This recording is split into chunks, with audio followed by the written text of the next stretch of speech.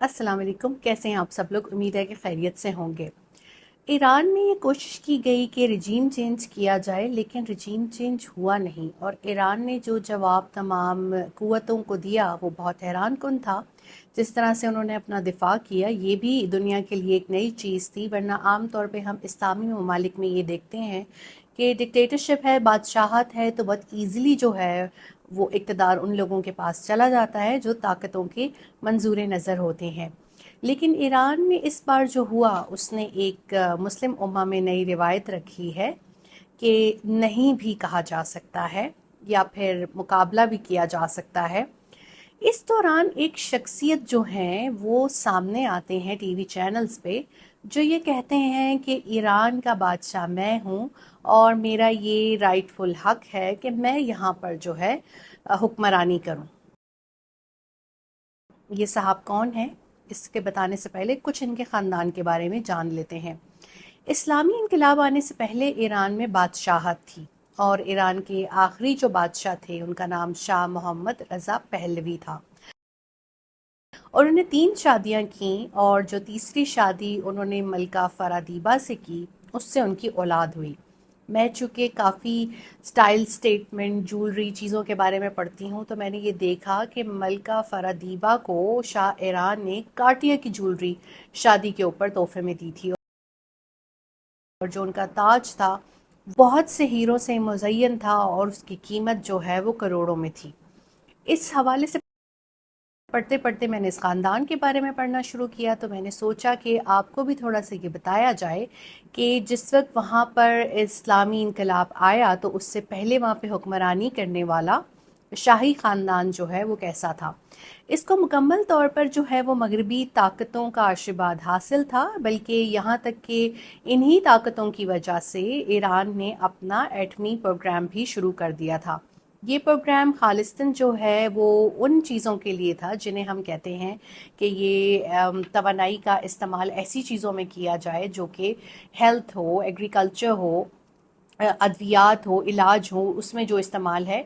तो ये काफ़ी जो है अमेरिका से इनको मुआवनत मिल रही थी।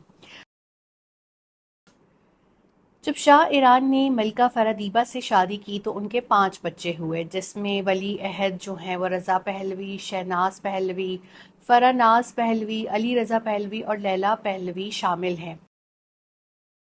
लेकिन इनके ख़ानदान का बड़ा एक दर्दनाक अंजाम ये हुआ कि जब शाह ईरान को उनके ओहदे से माज़ूल किया गया तो वो इसके 1 साल बाद इंतकाल कर गए और उनके 2 बच्चे जो हैं वो भी इस चीज़ को सह नहीं पाए और उन्हें आगे आने वाले सालों में ख़ुदकुशियाँ कर लीं। और ये पूरी फैमिली मगरबी फ़ैशन की दिलदादा है। अगर आप इनको देखें, इनके बच्चों को आगे देखें तो ये मगरबी तर्ज़ ज़िंदगी गुजार रहे हैं।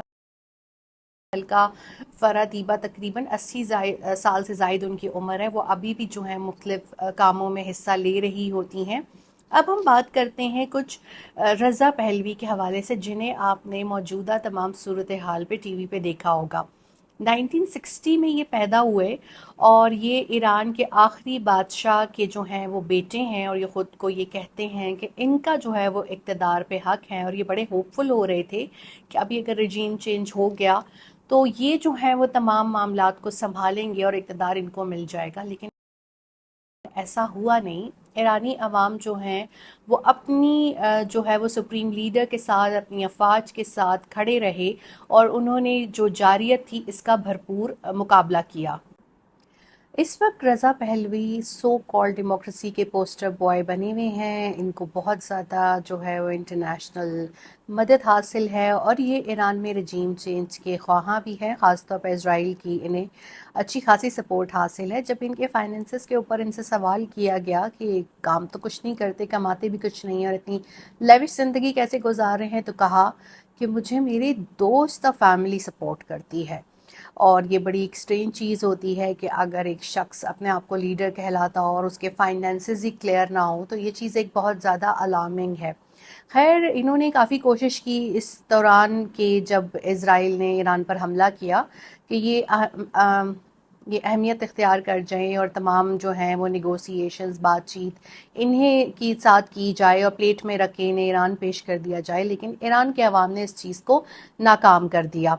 لیکن ایران کے عوام کو ابھی بھی محتاط رہنے کی ضرورت ہے، کیونکہ جب اس طرح کی طاقتوں کو شکست ہوتی ہے تو پھر وہ میدان کو چھوڑ کر سازشوں کی طرف آ جاتے ہیں۔